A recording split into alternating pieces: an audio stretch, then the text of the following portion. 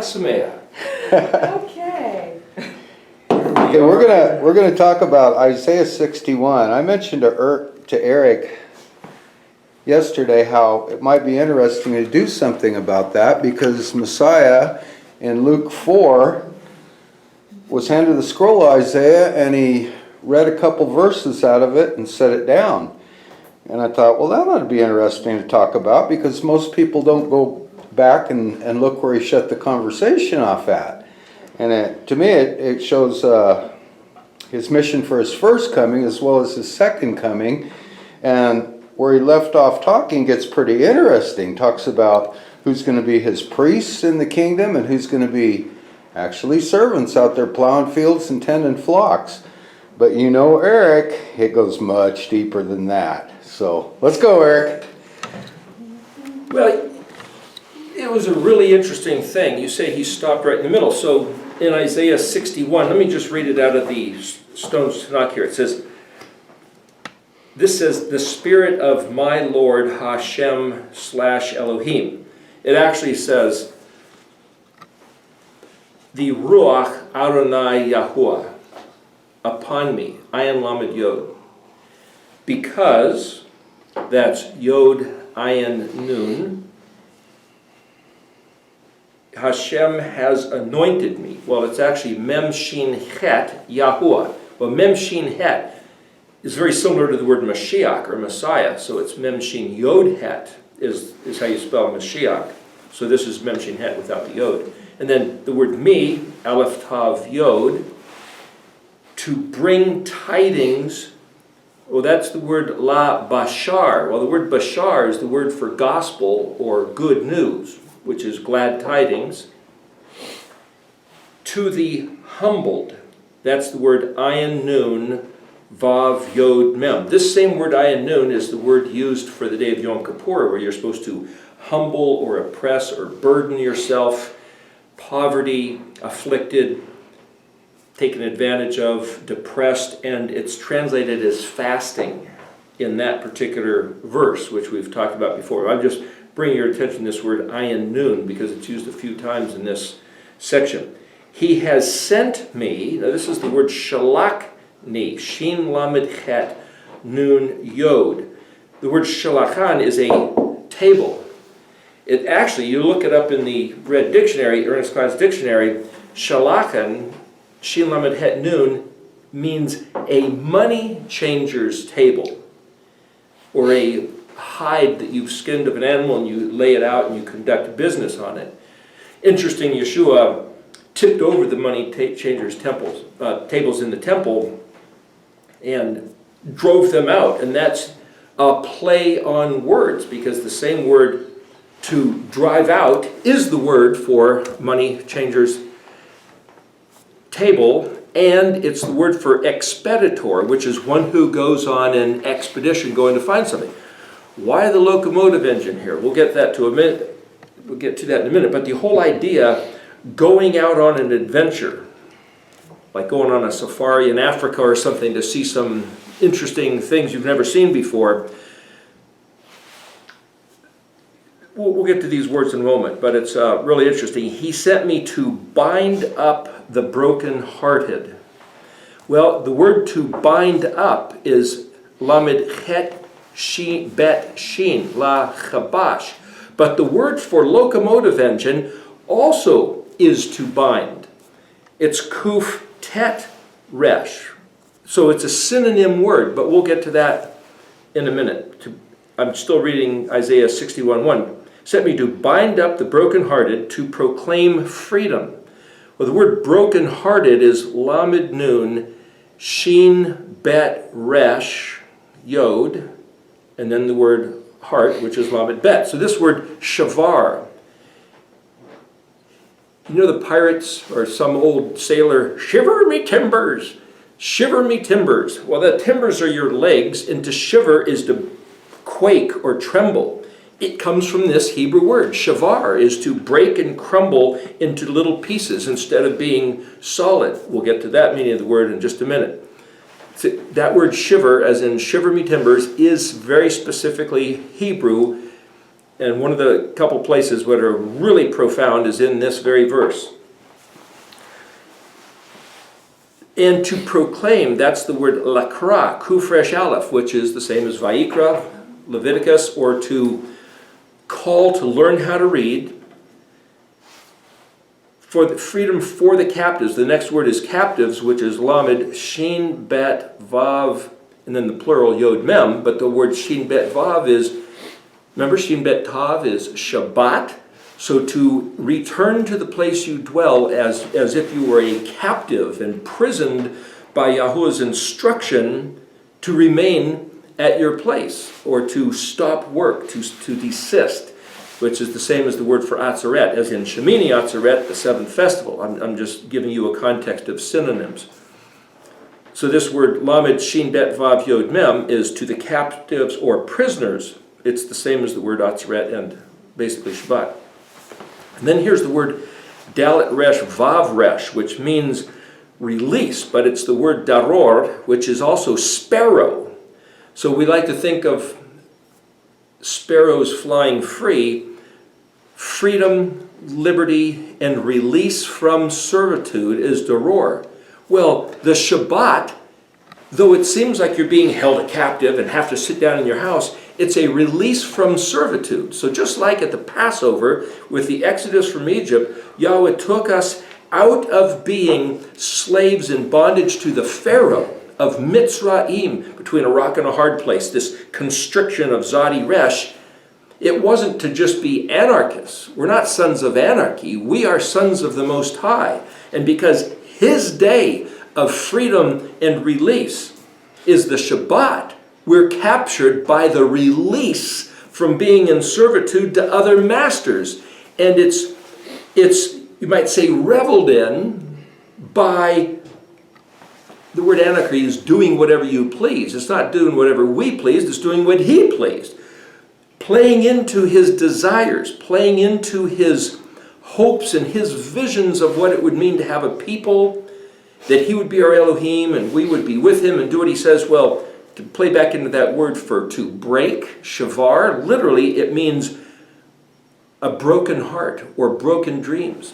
Just like Martin Luther King Jr., Yahuwah has these dreams, these visions of what it's going to look like when He's our Elohim and we are His people and we're doing what He said. And man, He's got all these visions that are just dear to His heart that He's looking forward to. But we, the people of Israel, 12 tribes, over the last 4,000 years, have broken His dreams, have crushed His heart.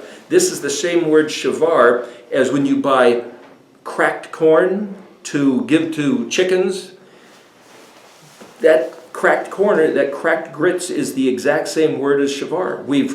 But it also means to break a dream or to interpret a dream, to break a secret code. It's all the same word. So the fact that it means these different things, and instead of saying, well, which one is it? You pull them all in, and you can see all these things come to light when you start looking at this language.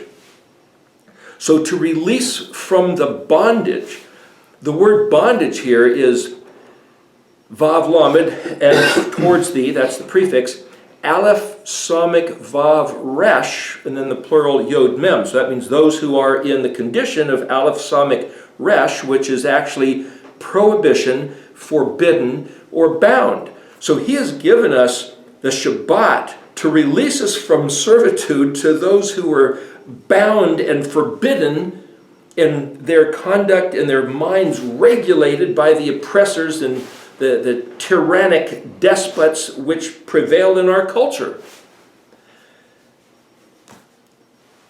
The next word is pei kuf het, hyphen kuf vav het. So kuf het and kuf vav het are basically the same spelling with a vav dropped in, and it basically is the word that means take hold. But the first letter pei says here in the translation, release from bondage for the imprisoned. But release from bondage, the same exact word, means open eyes and ears, blossom, uncover, become wise, become intelligent, to possess all your faculties, which is to say, not impaired and not crippled, to set free And it also means to be guarded, watched over, and supervised. So when you're in jail, you've always got somebody watching you. When you're on the job site, you always have a supervisor or somebody else you answer to. But somehow on this Shabbat, for him to come and return to us the privilege of taking advantage of Shabbat, to be set free from worrying about how we're going to pay our bills, even if we can't pay them. Don't even think about it on that day.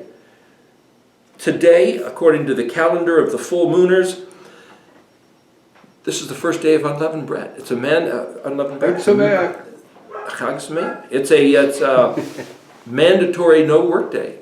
So that's why we're doing this. Bring it to your attention. Other people have different calendars. They might disagree, but hey, we're regarding the command to not work, to eat unleavened bread. Let no leaven be found in your house for 7 days. Last night, Pesach observance, remembrance, commemoration. And for doing so, we expect that this, what Yeshua read that day at the synagogue, that we will be set free. And that which was sealed, watched over, and held back from all of our ancestors for all these millennia and hundreds of years is now be broken open. Because this word, fakach kuch, Pei kuf het hyphen kuf vav het, literally means to open that which was clasped shut. And we've read in other verses where Yahweh said that he, Isaiah 29, this is Isaiah 61, it's Isaiah 29, take the sealed book, give it to a literate person, I can't read it, it's sealed. Daniel was told to hide the words and seal the book in Daniel 12. Numerous places Yahweh talks about taking the understanding of his words, his truth, away from the people. He did it. It wasn't the devil, it wasn't our enemies. He used them as maybe agents, but Yahuwah himself did it. That was the first verse of Isaiah 61. Yeshua just read 4 more words. Lakra, Lamed Kuf Resh Aleph. That means for the sake of reading or calling or inviting. Shin Nun Tav, that's Shanat, which is translated year. Resh Zadivav Nun Ratzon, which is acceptable, favorable, and then Lamed Yod He Vav He. It's translated of the Lord. So he said, and to proclaim the acceptable year of the Lord. That's where it's translated those last 4 words. Now the verse goes on, and the day of vengeance of our Elohim. And then this word of consolation, which is actually a relief by taking vengeance. That's in order to, it's like he's been ticked off for all these centuries by the way that humans have been acting, and he's just fuming mad, and all of a sudden, wham, he's going to let go, like blowing off a tea kettle for every disappointment, every desolation, every lament. But Yeshua didn't read those last verses. He stopped at and proclaimed the acceptable year of the Lord. So the question is, at least that's what we're told in King James, but so the question is, just so you know, I'm not mocking anybody, but I try to be clear. So if I'm quoting King James, I'll say it accordingly. If I'm reading from Stone's Tanakh and I'm trying to tell you what it says, so if it says, the Spirit of my Lord Hashem / Elohim is upon me, that's what this publisher has written. But when I'm reading what it actually says in Hebrew, it says, Ruach Adonai Yahuwah Ali. That's what it says, and then I'm trying to see it, I'm trying to translate it, then I'm trying to interpret, and then I'm trying to make sense out of, so what do we do with this? So just even at this, there's 4 levels or 4 stages of engaging these words. And I actually tried to document an accounting a couple years ago. There's coincidentally 22 different things that I look at to figure out what a word means. It just happens to be 22.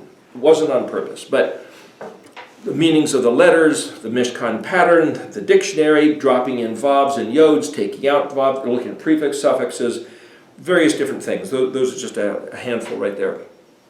So this is a pretty elaborate effort. But just so you know, if I say, the Spirit of the Lord is upon me, that's what you hear people say. And if you hear, to proclaim the acceptable year of the Lord, what does that mean? So I'm saying that because that's the familiar sentence in our heads, to proclaim the acceptable year of the Lord. What does that mean?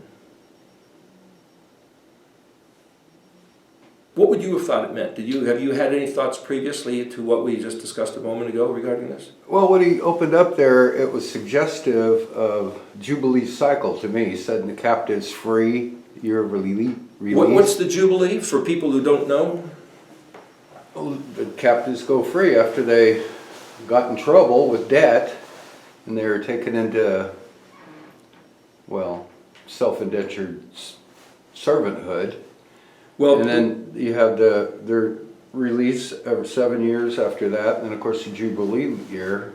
that's 50 years. Yeah, 49 plus 1. So right now, the country's in lockdown. We're in a quarantine. Commerce is essentially, there's still some businesses open, but commerce is essentially stopped. And for those people who can't go out and earn a living, that live from paycheck to paycheck, hand to mouth as it were, as I typically do, no savings, no stocks, no investments at all. And if I don't earn a living, then how am I going to pay my mortgage? How am I going to pay my car payment? How am I going to buy food? How am I going to pay the electric bill? I can't. So for my creditors, the power company or the mortgage company, some of them are stepping up to the plate during this world crisis and saying, well, let's defer the payment. Are they absolving the monthly payment or just kicking it back to the end of your contract? But at least if they defer, well, we have this imposed from the executive, from the president himself, stay in your houses, do not go outside to work. What am I supposed to do? If the power companies and banks, mortgage companies took this occasion to steal everybody's property, that would be a crime. It would be an offense. But if they say, oh, okay, just back off. This concept of, okay, just give some mercy, just give some relief. Just step back. We're not gonna impose, though we maybe legally can. It's just not, doesn't feel like the right thing. There's this balanced scales of mishpat that people are starting to have to be forced into engaging in right now. That might be a good thing. But this concept of saying, well, here, lakra is not just to cry out and proclaim the acceptable year, it's to teach how to read the scripture. Kuf Resh Aleph, right in the dictionary, you can read it. To be called and invited, it also means it just so happens, or coincidentally you happen to meet someone who called you to learn how to read scripture. Mountain Air 7 YouTube videos are all about calling you, giving you the invitation, come learn how to read scripture. No tuition, free of charge. Just take some time, think about it, put whatever effort in you want, and different graphics and writings and videos have been made available. Share them with your friends, do whatever you want. Even have the Paleo-Hebrew font that was available online, and that's another matter, but try to give these things for free to the people of the world so that we could all come back with a pure and fervent heart to Yahweh's ways. Why was Yeshua here?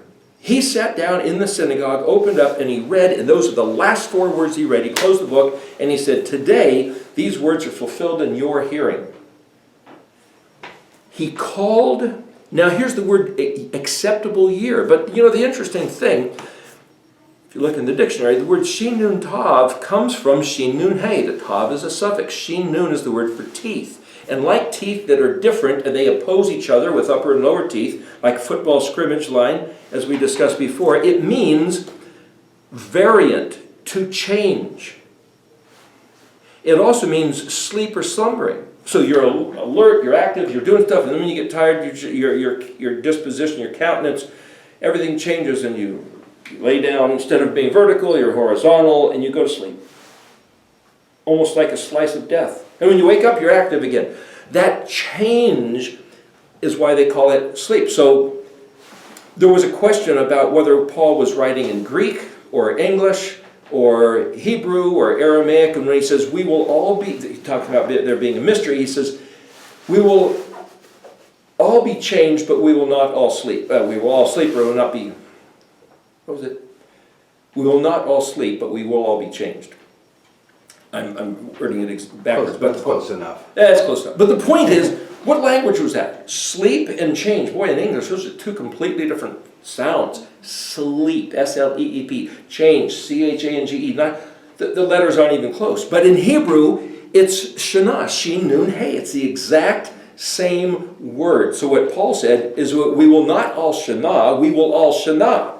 Only there might have been a slight vowel pronunciation difference, but it was a play on words. It was a pun in Hebrew. So that's proof that Paul was writing that verse in Hebrew. Perhaps Aramaic, because Aramaic is a sister language, a cousin, very, very similar, but some differences, but it wasn't Greek. The point is, when he says he's proclaiming the change, what change? Remember I said before, I heard it was preached from the pulpit, that God doesn't change, but he changed the rules. And I was saying, I don't believe that the rules he changed had anything to do with the Torah, anything to do with the covenant, anything to do with what he spoke from his mouth or what he wrote with his finger. Well, if he changed something, what did he change? Goes back to this verse right here in Isaiah 61. So here he says, according to what was written, according to, if you learn how to read the letters, that's Lamed, Kuf, Resh, Aleph. The word Resh, Aleph, if you put a Yod prefix, that's fear and give reference. And if you give it a Hey suffix, that's the word for to see or to put on exhibition. So if you want to learn how to read and then give a reverence to what he puts on exhibition, that could be read as Lamed, Kuf, Resh, Aleph. And just the word Kuf, Resh means precious, dear, costly, of great value, to be increased in regard. Why is it increased in regard? Because somebody gives it a sense of evaluation, assessment, appraisal. This whole thing about the Erichtology chart and these colors and making all these things, the word ayin resh kaf is Eric, it means to appraise, assess, evaluate. The word shin mem nun shemen, which is the word for oil, which is also one of the words used in this next section here. In verse 3, it all has to do with seeing things differently, having somebody present them to you so that you will get a grasp of what is important, what's really going on. I never looked at it that way before. How did you ever look at a shofar? And it's like, well, it's just one of them ancient instruments. It's just, something that was on the head of an animal. It's, I don't. Well, he says, hear the voice of the shofar. Something about the voice of the shofar wakes up your inner soul, your inner heart, to make you pay attention. That's why he said to do it. When he spoke from Mount Sinai, there was the sound of the shofar that instead of running out of air and exhausting of air like a puncture, a word we used the other day when we were talking about that other verse, it got stronger and stronger, as if the source itself was from Yahweh. He never has to inhale. Everything, he's the constant exhale, the constant putting out into making the universe exist. As we contemplate the pictures that spell the words in Scripture, it just keeps unfolding. Like a rose some flowers, like a daisy, okay, it's got a center with where the pollen is, and it's got the ring of white. Chanini, I believe, is the word het yod nun, where we get the word for grace and charming daisy. And it's the flower that's in July, right around near Shavuot, but it means to encamp and graceful and charming. But it's got one row of petals, but a rose keeps putting out more petals right out of the middle. It just keeps unfolding. It's really interesting, and that's the way Yahweh's words work. It's where we get the word for Shoshana, which is either a lily or a rose. That's another word that's this is Shoshon, which is the root word. It's Shin Shin Vav Nun. This is in verse 3. We're talking about verses 1 and the beginning of verse 2 here. But it's Shemen Shoshon in verse 3. We'll hopefully get to that. But that means the oil of rejoicing. Shoshon is actually translated as 6 or 60. Someone told me, that old song, she'll be riding 6 white horses when she comes. She'll be coming around the mountain when she comes. Riding 6 white horses, what's that about? Well, the word shin shin is white. And the word it's not lashon. There's another word here that means to be clothed. So that was in this other verse that we're going to look at in Song of Solomon. To be clothed in white is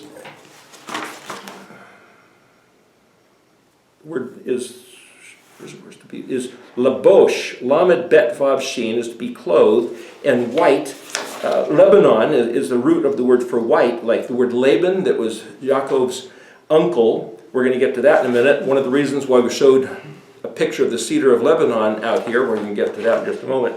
But the idea of being dressed in white linen, white is the same word for rejoicing, which is the same word for 6.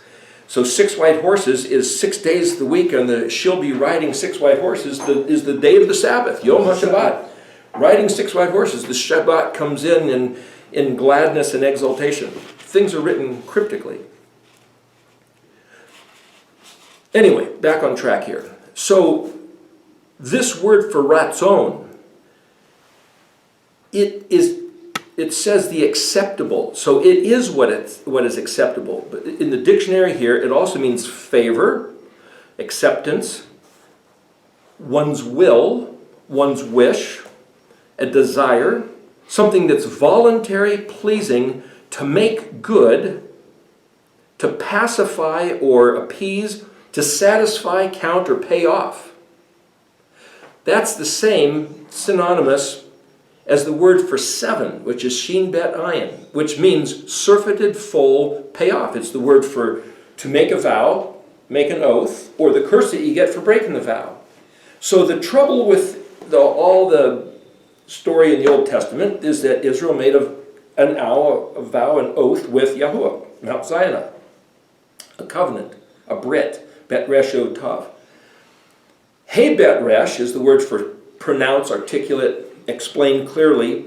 So the covenant was clearly explained. The word dabar, dabir, dalet bet resh means to make stipulations or those terms of and conditions of the contract that we all agreed on. Israel agreed, Yahweh agreed, everything was nice and clear, and then Israel made the golden calf, and then Israel grumbled and complained, and then Israel did everything they weren't supposed to do, on and on, made idols.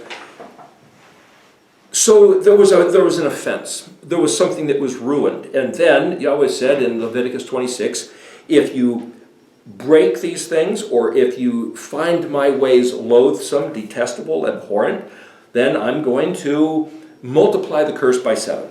Just like good measure, pressed down, shaken together, and overflowing, he would give abundant blessings 7 times over. Exactly can you count 7? The word 7 means good measure, pressed down, shaken together, and overflowing. So just like the white foam of the surf, it just is abundantly overflowing, like you pour a nice ale into a cup and then it foams up and over the top. That's the picture of 7, surfeited, foaming over, beyond its limits. And he says, it's translated 7 times. Is it 7 times, or is it the picture of overflowing? If we do what he says, we get the overflowing blessings. If we don't do what he says, there's overflowing curses. That's the term of the covenant, the terms of the vow.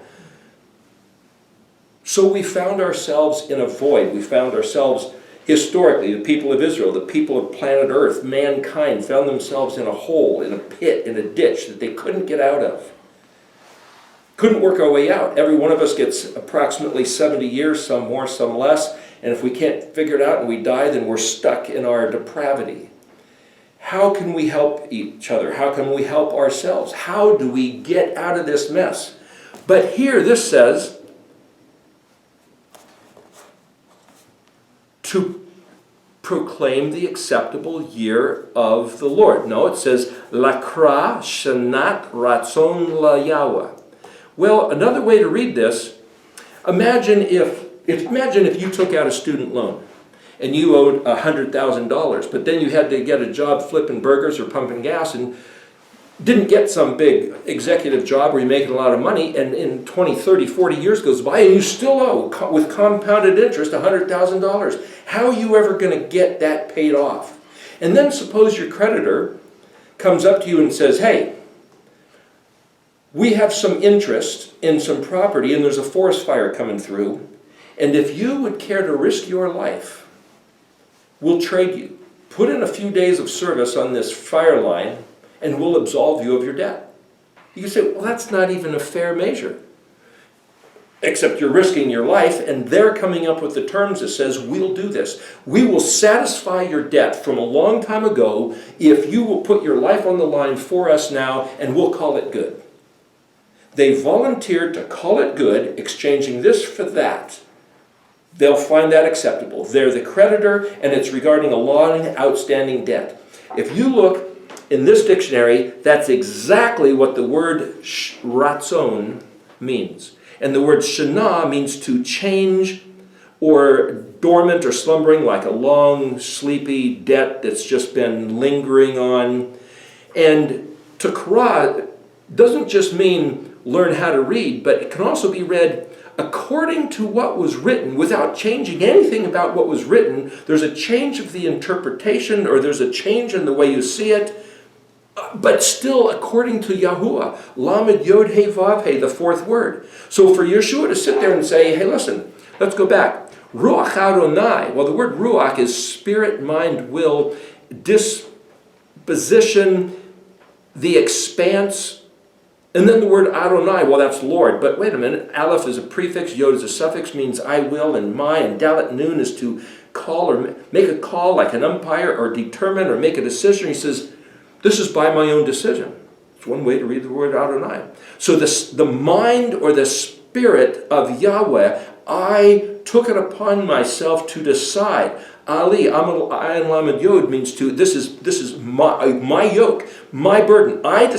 Literally, Ayin Lamed means yoke. So he said, when did he do this? Was it after he was born? Was it from whence he came? From before he was born of the Virgin Mary? And it's like, we can only imagine what this might mean. But he's reading from Isaiah 61 verse 1, and he's saying, this mind I took upon me, you might say in consideration of the Ruach of Yahweh, I decided to burden myself, to answer, Yod Ayin Nun, to respond, and that's also the word to sing, or to be occupied. Measured out length. See, this word Mashiach, Mem Shin Het, also means a measured length. It also means downcast eyes and to swim. I'm going to look down and I'm going to jump in here and I'm going to take it upon myself the burden of this measured length of what? Of mankind's ailment, of mankind's lostness. Yahweh, Ati, Yod Vav He Aleph Tav Yod. But then that word Mashach can also mean anoint. So he could be saying here that I had this big idea of how to solve mankind's dilemma, and Yahuwah anointed me. Lamed Bet Shin Resh. Well, that's La Bashar. Bashar, like we said, is good news, but Lamed Bet is heart.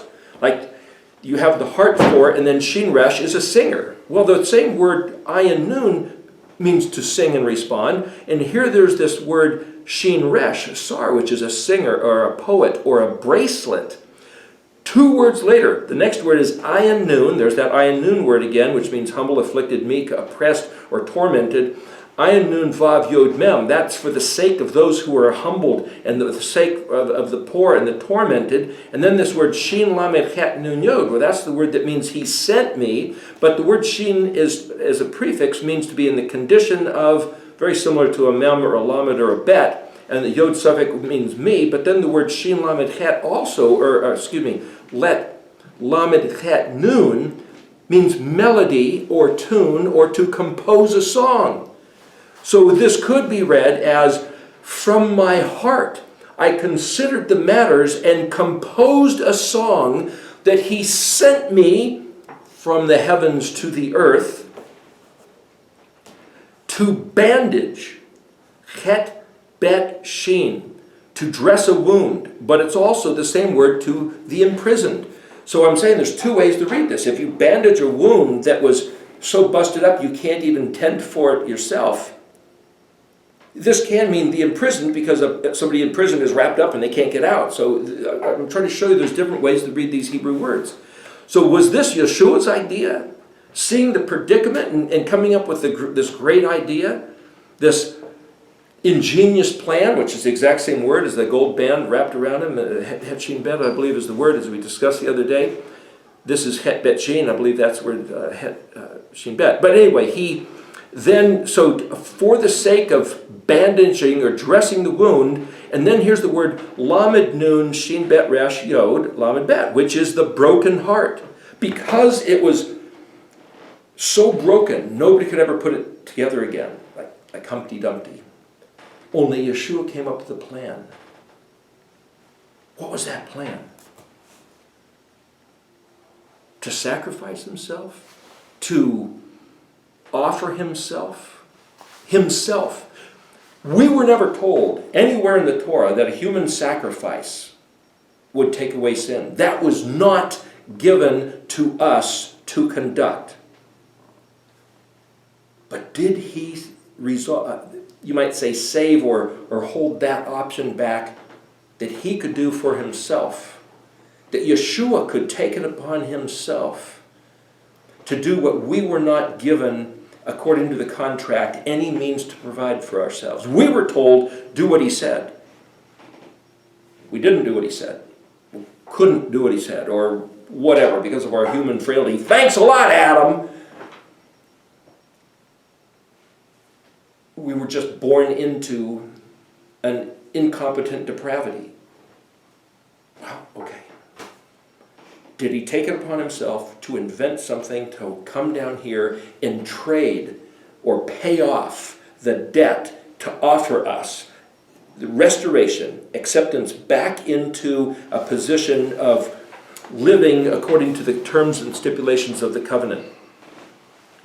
Where Yahweh's heart had been broken, where our heart had been broken, and there was, according to the terms of the contract, what looked like an impossible situation, and yet the solution or interpretation, the breaking of a dream, the breaking of a code, is exactly what Shin Bet Resh means. So for the sake of Nun Shin Bet Resh Yod Lamed Bet, and you could say heart Lamed Bet, well, that's the feelings that somebody has, but it's also the heart of the matter. So according to the very specific terms of the 22 alphabetic letter sequence, at the heart of the matter, Yeshua took care of that. Why? How? Why? Lamed Kuf Resh Aleph is the next word. According to what was written, if you learn how to read, Lamed Shin Bet Vav Yod Mem, and returning, repeat, return is Shin Bet. But the word is translated simply prisoners or captives. And then this word Dalet Resh Vav Resh. Dalet Resh is the word for generation. Dor la Dor is generation after generation. He said, this is, Yodeh Vav He is Shem of Zakar, his name of remembrance, Dor la Dor. For throughout all the generations. There's something about the ongoing running of generations, which is the same word, basically a derivative of the same word, Dalet Resh Resh, which is the word for sparrow or freedom or liberty. It's that which just keeps going on. That which was forbidden, that we were bound, that same word for prohibition, was broken open. Pei Kuf Chet. The letter Kuf, our letter Q, and the letter Het, the eighth letter where we get the word for fence, our letter H. Another story, the fifth letter is that letter Hey that sounds like an H, but this is actually the eighth letter, our letter G, which is, Zion is the G.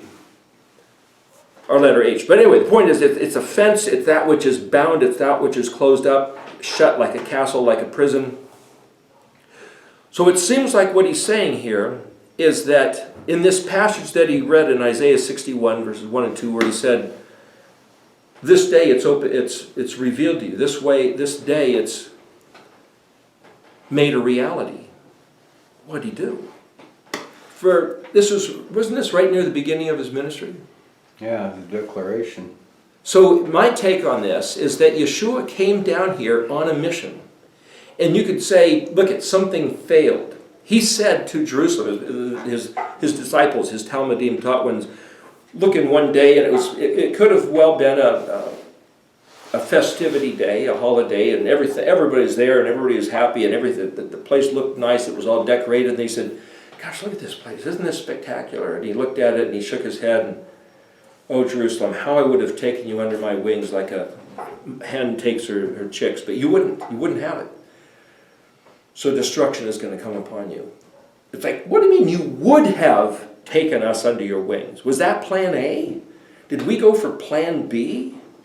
What was plan A? What if the people back in that day, 30 AD approximately, would have received him, would have listened to him. What if they didn't crucify him? Then what would be the plan? How would that have been pulled off? We don't know. One way or another, if he determined that he had to die as a human being and go down to the depth of the mem so that Nun could sprout back up again, and there's a picture in the story of the alphabet that we talked about the other day, somehow or other he was going to do that. He was going to pull that off. But the story as it goes was the gospel story, the Basar, that you can read in Matthew, Mark, Luke, and John, New Testament. The point is, why did he do it? It has to do something what's in these verses. And it was his voluntary decision to do that. But how do we know this is him? Locomotive, Kuv Tet Resh, page 576. It means to bind. To bind. Well, there's a famous story. The binding of Isaac. Abraham bound Isaac, put him on the altar, was going to kill him as a sacrifice, and then he was told to stop, looked over, there was a ram caught by the thicket, by its horns, and tangled up.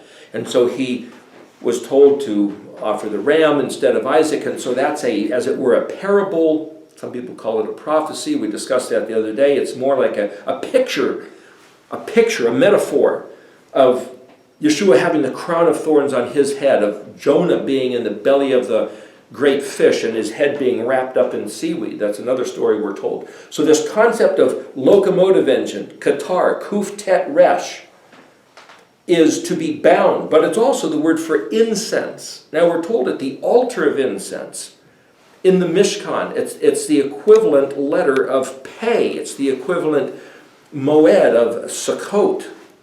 So here you have a letter Pei, and then a Kuf, and then a Het, which is to say this blossoming open. The letter Pei literally means a mouth that opens up. It's metaphorically a mouth. It could be an eye that opens. It could be ears that open. It could be that when we stand, as it were, at the altar of incense and open up and speak to our Elohim, Hodu, to give praise, to give thanks, a confession of sin, to let our requests be made known to Avenu and Behashemayim, or Shabbat Hashemayim, in the heavens. That's all this open mouth. But for Yeshua to show up and speak and say, now that I'm here, I'll show you what these things really mean. I'm going to give a bearing on the meaning of every one of these letters. So the other day when we showed Mashiach between the Aleph and the Tav, where every single letter means something according to his story. That's why in the alphabetic letter sequence, this is the array of the cards, different matter, but these are not an arbitrary sequence that some cavemen or primitive culture put together.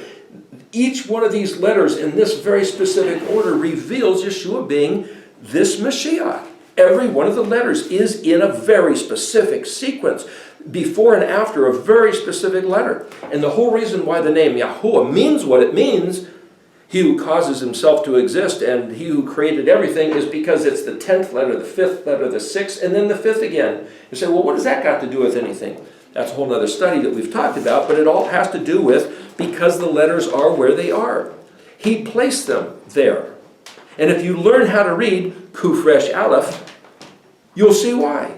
That's why we're providing these videos. The point is, this word Qatar means incense, but it also means to smoke, to make sacrifices smoke. Now, he said to conduct this Pesach sacrifice, but it wasn't a sacrifice for sin. In fact, it wasn't necessarily a sacrifice for... Let me express this. I heard somebody say the reason the Egyptians were killed, the firstborn were killed, is because they didn't have a sin sacrifice. They were all sinners, and so the Passover lamb was a sin sacrifice, and that's why the firstborn of the Israelites was spared. That's not what he says. That's not part of the story. Read the story. What Yahweh said right before that, he says, all the firstborn are mine, man and animal. They're my personal possession. That's what Yahweh says. And he says, now listen, not only that, but Israel is my firstborn. And not only that, Yahweh calls Ephraim his firstborn, as if Ephraim was the secondborn of the son of Joseph, and Joseph was the firstborn of Rachel, but things get kind of looking kind of complicated. But nevertheless, He said, if the Egyptians, if you do not, said to Pharaoh, if you do not let my firstborn Israel go, I'm going to take your firstborn, which are actually still his firstborn. He was taking what belonged to him. He did not kill the Egyptians because they were dirty, rotten sinners with no sin sacrifice. That's not part of the story. Pesach was not a sin offering sacrifice. But I can show you reading in the code where Yeshua being put to the crucifix, put on the stake, is right here at Hey Vav Zion, hey, behold this man put to the weapon and then put into the tomb, Het Tet Yod, and that word Het Tet literally means, my sin, I incurred guilt, my sin sacrifice to absolve me of my sins, incurring the guilt for me, taking it upon himself so that I could be cleansed and find favor. So the proof that indeed him dying was a sin sacrifice is because of those letters, Het Tet, right after Zion. Hey Vav, that one who was Bet Gimel Dalet coming in disguise from Aleph, beyond the Bet Bereshit, creation of the heavens and the earth. I keep going over and over these things because people have said, hey, look, we got to hear them 100 times. Don't just, oh yeah, I already talked about that, let's go on. It's like, so I keep repeating. You'll hear me repeat. The word lamed means repetition. Teach, learn, over it and over it. So this same word katara means smoked, fumed, was sacrificed. Burned as a sacrifice, bound, incense, diameter or axis or caliber. It's like fit to what size? If you have a gun that's a 22, it's a 22 caliber. If you have a 30, that's a 30 caliber. If you have a 50 caliber, it's more than twice as big as a 22, and that's the diameter. It's take a circle and put a line through it, which is also where we get our letter Q. It's a circle with a line. So this locomotive basically is saying, like the whole front of the locomotive is this big cylinder it's pressurized with steam, which drives the wheels. But that's a picture of saying there was an exact debt that humanity incurred for its disobedience to the instructions. Yeshua, somewhere before he even got to planet Earth, calculated the problem, calculated how to fix the problem, volunteered to come down here to earth, die, descend to the depths of the heart of the matter, and repair the situation. At which point he came back up out of the grave, said, there, I've accomplished it for you, come on back to the covenant, I'm going to go make a place in my Father's house, so where I am you can be, ascended up to heaven. He's going to come back to receive us unto him. Himself, so that where he is, we will be forever. And that's the promise that's talked about right here in Isaiah 61, in the first verse, and the first 4 words of the second verse. It's astounding. It's pictured right there by the locomotive.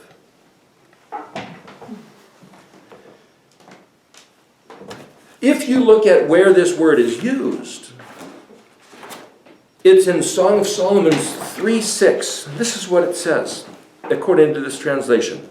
You nations, that's the foreigners have asked, who is this ascending from the wilderness? Its way secured and smoothed by palm-like pillars of smoke. Imagine the pillars of smoke just arising out of this locomotive engine. Burning fragrant myrrh and frankincense of all the perfumer's powders. Now remember, when Yeshua was born, they brought him gold, frankincense, and myrrh. And here it's talking about myrrh and frankincense. But you know, here's an interesting thing. You nations have asked. Now, who are the various nations? This is verse 6.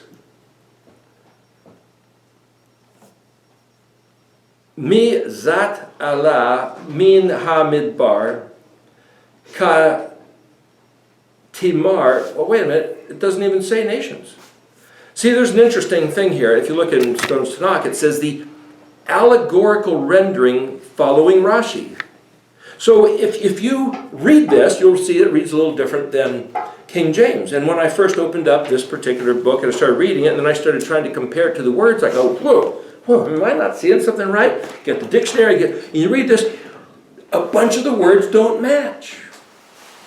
And then I thought, what is going on? So when it says it's following Rashi, Rashi didn't write this, but Rashi was a great rabbi and a sage, learned, scholarly man. And he had a way of reading Hebrew and interpreting and restating it in such a way that he's saying things that aren't there. And you'll see that I've done the same thing quite often. I'm reading something and then interpreting it and re-expressing it to capture this vision that you can't just read it in English. Rashi did the same thing, which actually validates what I'm doing. But I didn't do it because I saw Rashi doing it. I was doing it, and then all of a sudden I found Rashi doing the same thing. Mizat, literally, who? Mem Yod. Who is this? Allah. Well, Ayin Lamed means to rise up or coming out of. Ayin Lamed means to be yoked or next to, concerning, against, hooked to, somehow in relation to. Men Nun is where you get the word manna, which means what, where, what did this come from? Like the manna that appeared, same word. And listen, Ha Midbar, the wilderness. But remember, Dabar means word, and as was spoken, and the stipulations we agreed on. So this is, who is this that rises up out of the words, the language? For me to say that this Hebrew Ivrit language, especially in the Paleo-Hebrew, it can be seen, though it's also in the modern, and here's the English letters and the Greek letters and the petroglyph and the pictographs and even in the numbers. Who is this that rises up out of this language? It's the Qatar Yeshua. That's who. And it's way secured and smooth. That's like being on a railroad track. They carve out the earth, they lay down these rails, they hammer them in with these pieces of wood and spikes, which is exactly what they did to Yeshua. And the word to make smoothed and planed is the word Yashar, which is Yod Shin Resh, which is the word for the first three letters of the word Israel. Straight, level, smooth, authenticated, validated, confirmed, to walk a tightrope. He was the one who takes all these letters perfectly lined up and did it, walked it as if it was a railroad track. And he locomoted Yeshua right true to that track, not even turning, not even getting off track a bit. He obeyed and fulfilled every letter of every word, thus qualifying himself to be the sinless offering. If he had broken a single one of the Torah commandments, he would have failed. He would have not been able to perform the task that he was shalach, sent down here to do. Palm-like pillars of smoke. That's the word tamir, like the lady whose name was Tamar. It means to be rising up. And so you look at a palm tree and it goes straight up and then it kind of billows out with the branches up on top. That's a picture of the letter Kuf as well, like the mushroom shape, to rise up and spread out. And so after he accomplished all this and he rose from the grave, which lines up with the letter Zadi, the letter Kuf was that he rose up into the sky, into the air, into the clouds, just like the billowing clouds of a question mark and a pillar of fire, the exclamation point, and the angel said, wow, what are you looking at? You see him rise up. What? He's coming back the same way. So the expectation we have that he's coming back the same way fits into the letter Kuf, fits into this description.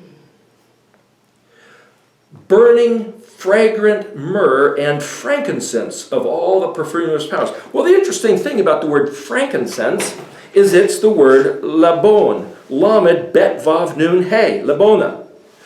But bet vav nun is the word, comes from the root of the word to understand, which is bet yod nun, which is actually the construct of the word bet nun hey, which means to build and construct. So the word for tabernacle or pattern is that Mishkan is tabernacle and pattern is tav, bet nun yod tav. So here's the sign, tav, like a letter.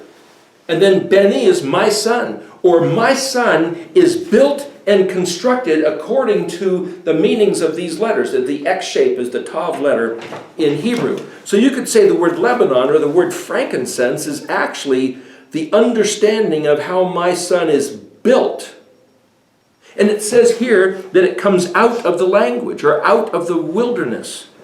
And he's using the word bitter, which is myrrh, which is mem resh. And it says that Miriam, that's his mother's name, Mary, experienced the bitterness of seeing what happened to her son. And that Israel was proved at the waters of Meribah, the waters of bitterness. There's something about following Yahweh which is bitter. But there will be rejoicing promise, which comes after verse 3 in Isaiah 61 here. And that's the rest that he didn't keep reading. Yes? We're getting close to an hour. You want to make this 2 parts? Or? Yeah, we'll stop here just real. Let me just finish this. So the word labon also, is lamed bet vav nun, means whitening, bleaching, clarification, and elucidation. Lamed bet vav yod means set ablaze. It's the word lava, which is where we get the word for lava, like what comes out of a volcano, fully inflamed, and it's the word for heart. So to see Yeshua as the one that's constructed by all the letters of the Aleph Bet, and like this locomotive, it's perfectly calculated to drive those rails and accomplish the task it sets out to do. Even the front of what they call the cattle pusher here, looks like the Aleph. You want to show that Aleph there in the front of the other interesting thing about this is the word elephant comes from the word Aleph also. So the Aleph is a bull. The Aleph is that which is push the bull out of the way and get to the heart of the matter of accomplishing that Tav. Stay on the rails of lameding, teaching and learning his Torah, because it is the Or. The Orah is the revealing of the light of his truth. And this stuff is incredible. It inflames the heart. And the word labosh, the word bush means delay or ashamed. The word achar means delayed after this, later in the future. And though his coming back has been delayed enough that we feel ashamed for even hoping in it, but he says, those who trust in me and who hope in me. And what does it say in Revelation there? About the Church of Philadelphia is going to what? The Assembly of Philadelphia is going to do what? Because you have kept my word not denied by name, I'm going to keep you from the hour of trial that comes upon the earth. Because you have kept my word, my Torah, my midbar, what he spoke, and you have not denied my name. Remember what we just read the other day? That's the whole package right there. Because they know my name, they have not denied my name, they see my son constructed by every letter of the Hebrew Aleph Bet, and they will be then clothed, labosh, in white, rejoicing on the Chag Matzot. The word matzah means find out how to do it, find out the truth.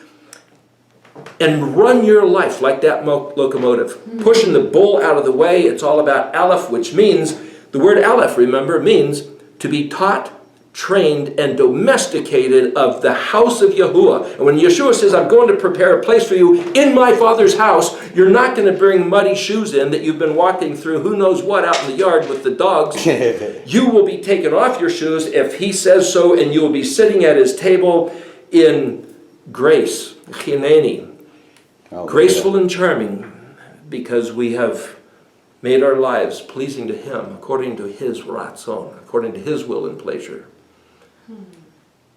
Well, I was afraid this was going to get a little deeper than I suspected. To be continued. Shalom. You know, all this is